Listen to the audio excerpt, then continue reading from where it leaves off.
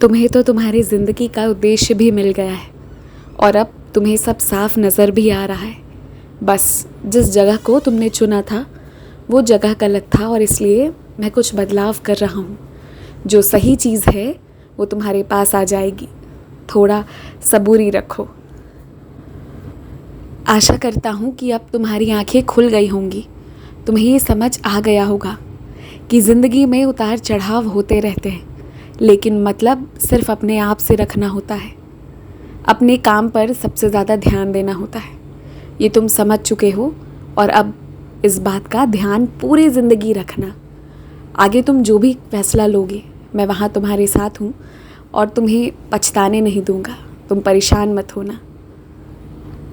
ये जो तुमने एक शुरुआत की है ना, पहले सबके पेट भरने की, उसके बाद वस्त्र, उसके बाद घर छत, ये मुझे बहुत प्रिय है।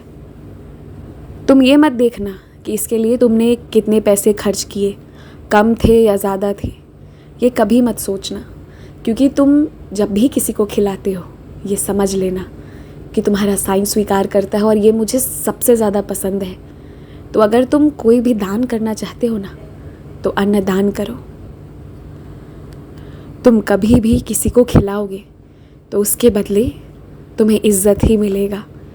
याद रखना, तुम्हारी बदनामी कभी नहीं होने दूंगा। तुम्हारे हाथों से कुछ चीज़ें हुई थी जिसके लिए तुम डर रहे थे कि शायद वो सही है या गलत है, लेकिन एक बात तुम जान लो, वो तुम्हारे भले के लिए ही करवाया गया था।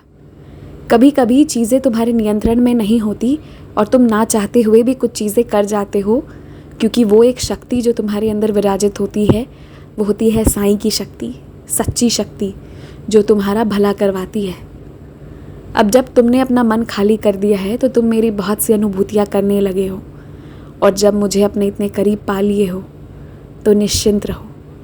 तुमने जो फैसले लिए वो बिल्कुल सही था। खुश रहो।